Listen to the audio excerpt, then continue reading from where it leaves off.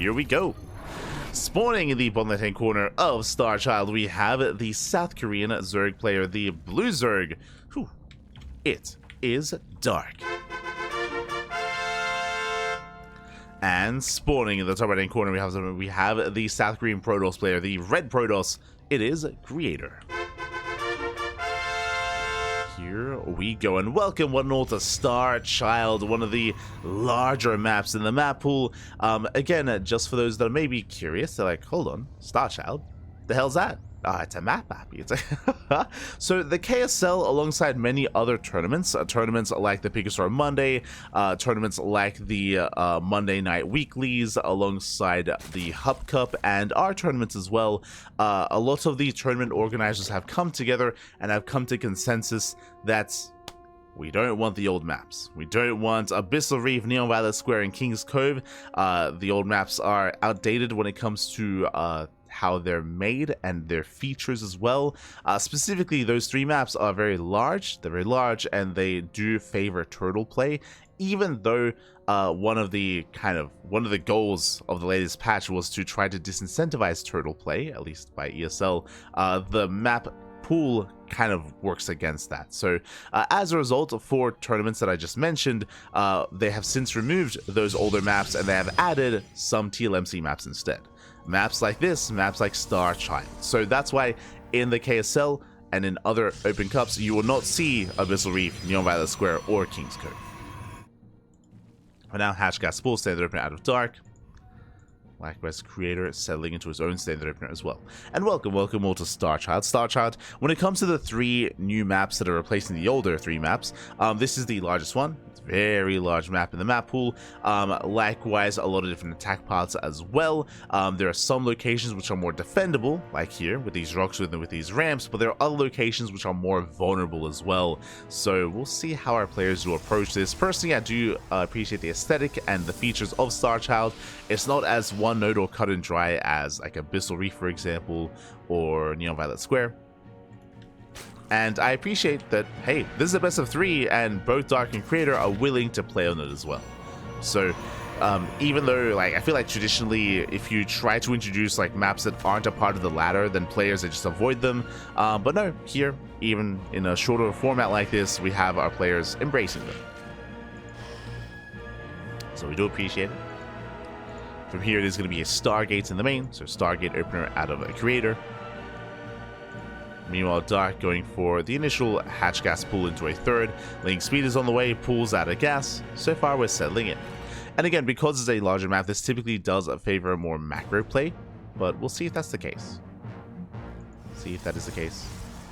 Also, a bit of a PSA. I mean, I think it's too late now. We'll be going over it tomorrow during the podcast, but the most latest TLMC, the submission phase, I believe has concluded. But there is a new iteration of the Team Liquid map contest, and submission phase concluded a couple of days ago. And we will be going into the later phases of the TLMC, going over the maps, and yeah, just adding our own feedback as well. We'll get there when it comes to the podcast. We'll be getting to it tomorrow. Otherwise, we do have our third base on the way. Creator setting up for his eventual third. Oracles are moving out. And we'll see if Dark can keep up.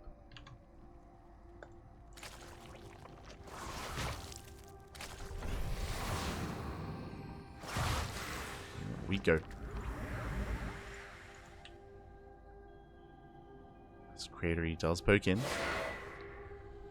Looking for a way in. Being active here with his Adepts, with the Oracles. So far, no major damage. So far, Dark is keeping up.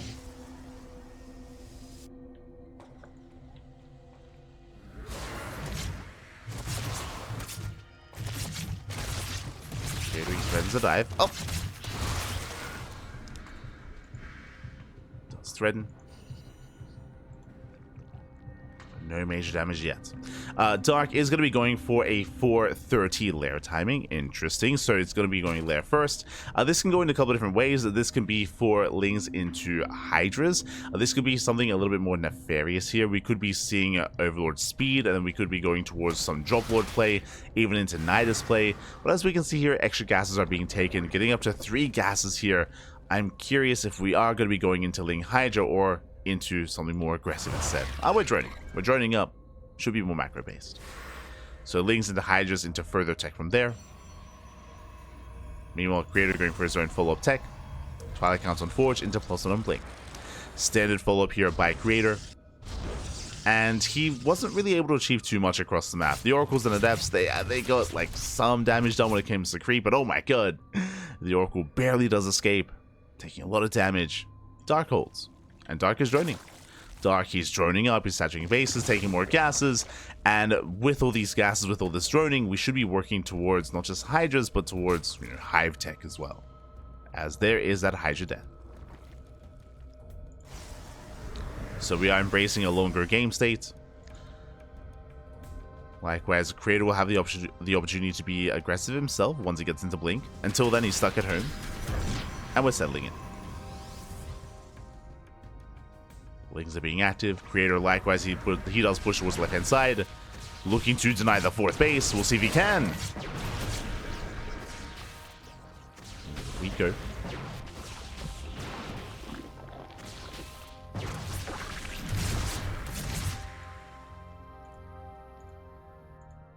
So Creator is going to be forced back.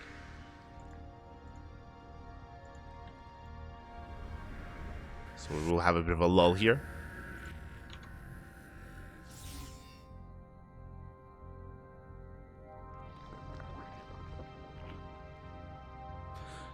That was a really interesting and cool game. You don't see those compositions too often. Yeah, I mean that's why it's always a lot of fun casting Gumiho. I'm assuming you were referring to the Gumiho game, but Gumiho is always a very unique player. He always does things his own way. Always a lot of fun to watch. Always a treat. Always.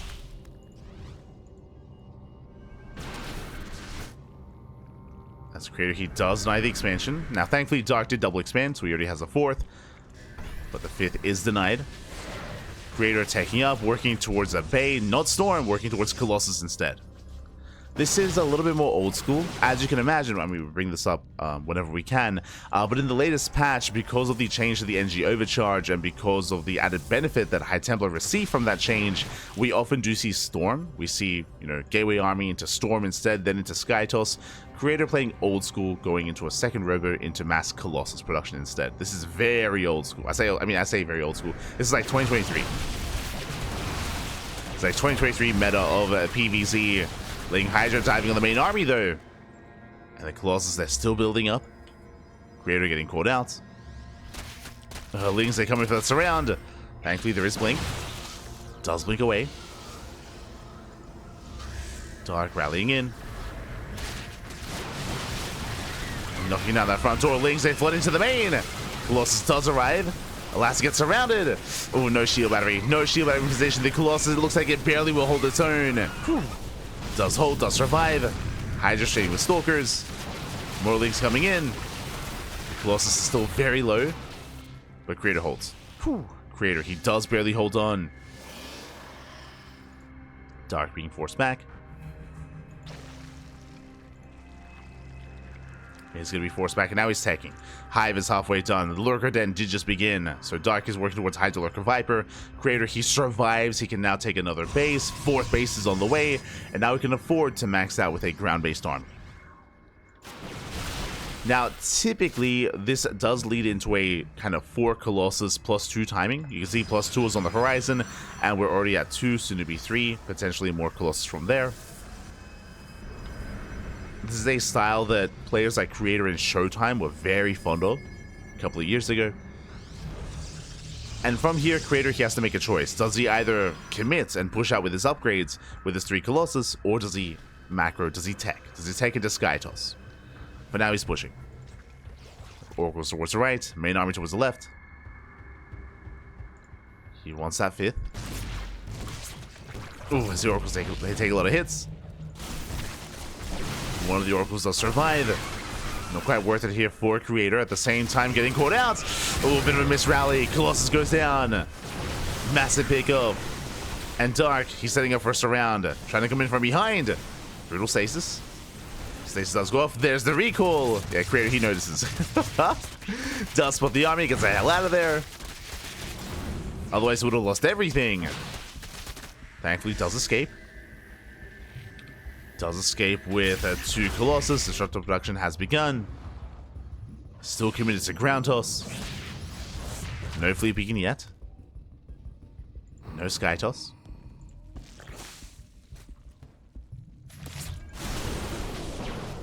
This creator is pushing forward. Likewise, Vipers have now arrived. Big abductions, big yoinks. He gets 1, he gets 2. Gets both Colossus and the War Prism. And GG gets called. Creator's army gets picked apart. And Dark, he will take a lead in the series. GG. Whew. Oh my god. GG, well played. Dark wasn't quite able to get into Lurker Tech, but it was just a very chaotic game state there. As Creator, he was caught out in the open. He was caught out on the map. Vipers, they came in clutch. And with that, Dark takes a lead. GG. GG, well played. Sorry, just catching up in the chat. Who are the best Terrans, actually? I'm assuming you're asking for the best Terran player. Currently, Clem. I think everyone in unison would say, I mean, Clem, he's the world champion, best player in the world, would be Clem. The hierarchy probably be like, I mean, I would have said before Oliveira's retirement, I would have said Clem, then Maru, then Oliveira. Is a bit of a shame that Oliveira did retire. I guess in his absence, you could maybe make an argument for Gumiho or Cure. I would say that Björn is slumping at the moment. Björn, he's been looking a little bit weaker over the past month, specifically like 3 weeks to 3 to 4 weeks. Björn has been struggling a little bit more. But you know, the hierarchy typically like changes over time, depending on who's more active. You know, we're in the off season as well. I have 5K to donate to the community. How should I share it? It depends kind of what you want. It depends if you want to run tournaments, right? If you want to run tournaments, then I would recommend sharing that with tournament organizers. It also depends what kind of tournaments you want as well, how you want it spent. If you don't really care as much, then to whoever you enjoy watching, to your like more favorite content creator. Kind of like depends what you want out of it, I suppose. Does depend.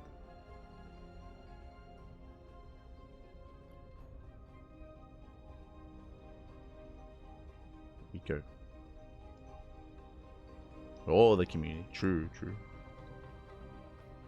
I love Gumiho. My favorite to watch. He's an animal. He is an animal. He is not an animal. He is the people's champion. The people's champion. But it depends. Like, I mean, if you want something more structured, like we have a Patreon, right? Like we have a Patreon here on the CranKy Ducklings. So it's all kind of laid out for like what events that we run and we host and things of that nature. Does depend what you're looking for. Otherwise, we're diving in. We're diving into game number 2 and spawning in the top right hand corner of Ley Lines. We have the blue Zerg player from South Korea leading the series 1-0. It is Dark. And spawning in the bottom left hand corner, we have the red Protoss player from South Korea as well. Down in the series, we'll see if he can bounce back. We'll see if he can force the ace match. It is a Creator. And as we salute, a big shout out to Blakers. God, my God, thank you so much. Thank you so much for the 100 bits in the chat. Thank you. We do appreciate the support. Thank you. We do appreciate it. Again, it's thanks to the support that we get through the chat that we're able to cast as often as we do, host our tournaments as well, able to pay for graphics and overlays and logos. So thank you, Blakers. Always do appreciate it. Always.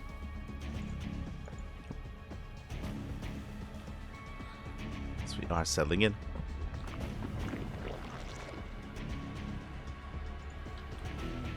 We are going to be selling it from here. So far, we do have a standard opener out of Dark, likewise standard opener out of Creator. We are going to be loading into a much smaller map. As a reminder, last game we did see some more, I should say, greedy and macro play. We saw Dark rushing into his own 5-base setup with a 4-base economy, rushing into a faster lair in towards Hydra or Ling Hydra Viper specifically. We also saw Creator being very tech heavy as well. He did take a later 4th base, and you could argue that maybe Creator was being a little bit too assertive considering the game state. He was caught out in the open, but we could see something very different here on Ley Lines. It is a smaller map, and as a result, more aggressive play is something that's more likely here. Not saying that we will see an all-in or anything like that, but the chances of more aggression is higher here on ley lines compared to Starchild. And Dark, he likes his aggression. True. Does like it.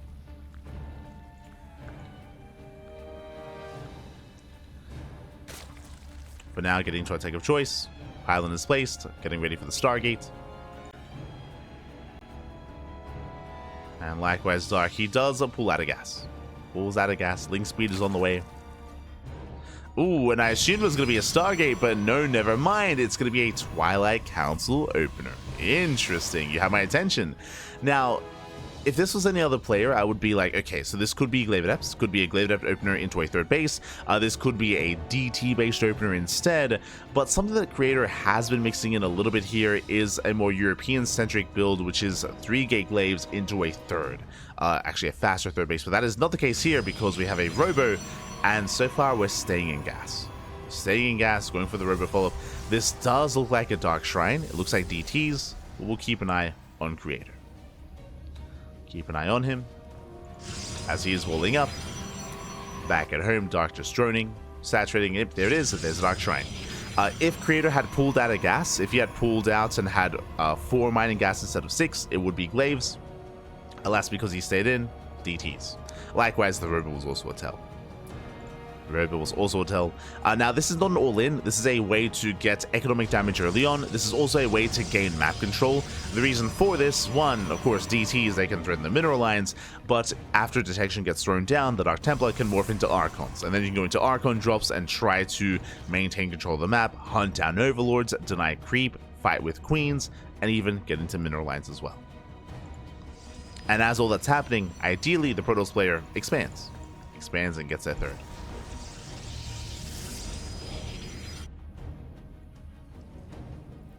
So again, this is an aggressive start, but still looking to get into a longer game.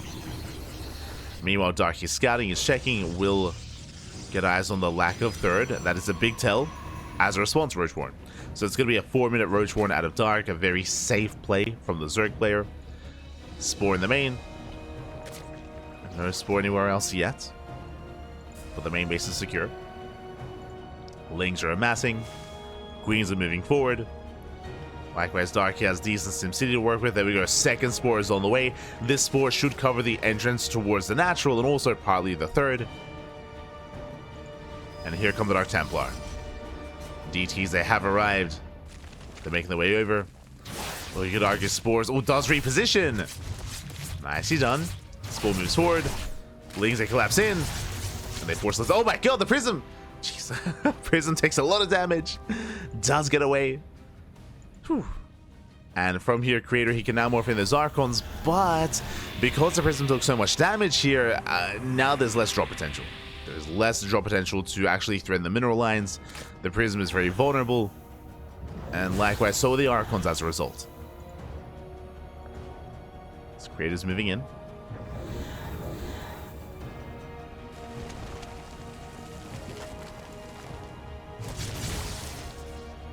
Archons in mid 4, they get 1, they get 2 drones.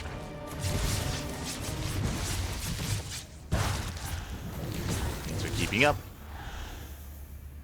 And the Creator is going to be forced back. It's going to be zoned away.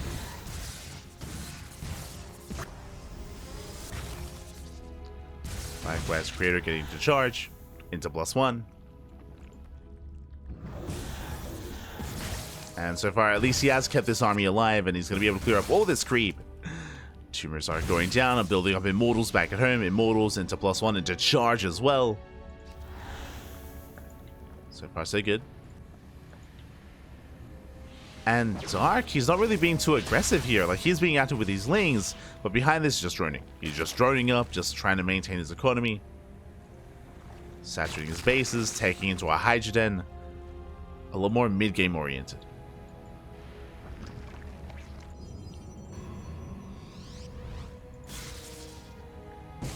As Archons up. Can they get a Queen? One more shot. Do we get a Transfuse? We do. Whew. Transfuse just in time. Dark, he preserves the Queens. Lings, they race back home from harassing. Dark didn't really get much done across the map. And Creator, he reinforces. He can warp in as well. He's going to be committing. Roaches are on the way. Dark, he needs more time. So far, Clutch Transfuse once again saves the queen. Barely saves the queen. Creator, he doesn't commit. He sees the army. He wants none of that. He backs off. He backs off. Rotating once again.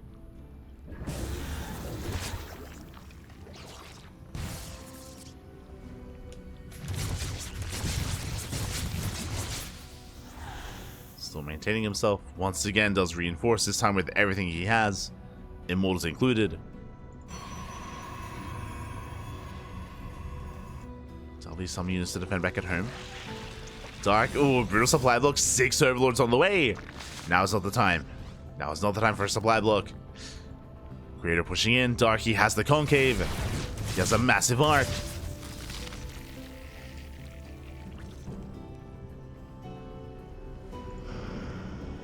Creator, he doesn't commit. Pulls away, respects the position.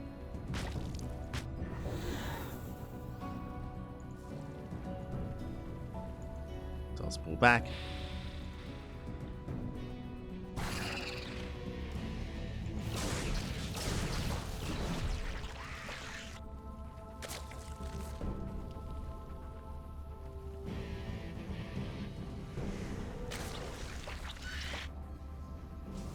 And something that Creator's been great at so far, even though he has been posturing and has been getting some damage done, he hasn't committed to a fight. And this army has been slowly building up this entire time. More Archons, more Immortals, and he's not really taking up any further from here. There's no Bay into Colossus production, there's no Storm, for example, there's no Disruptors, just purely this death bull of a Charger Archon Immortal-based composition instead. He's pushing in. Again, this army is very beefy. Working his way through the roaches. Dark is having a bit of a harder time. He's being forced back. Archons are going down. He gets one. He gets one Archon. Denies the base. On the Prism. No! Ooh, Prism goes down.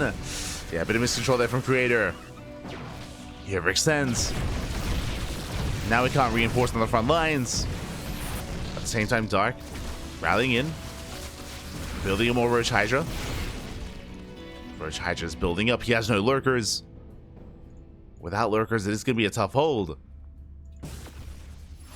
So far, it's still buying more time. He kites back, gets an Archon. Drags the army over towards the right. His bases are safer. And Creator, he pulls away. I mean, he has to make a choice here. Either he commits into an all-in, but the problem is that he has no War Prism. If he had the War Prism, he could have kept going. But the Prism is being rebuilt. He got sniped earlier. Now retaking his 4th base. And as Creator stuck at home, Darky maxes out. He's getting further ahead. Darky's maxed. This would be the time to start taking towards something like Lurkers. But now just sticking with the Lair Tech army. Pure Roach Hydra.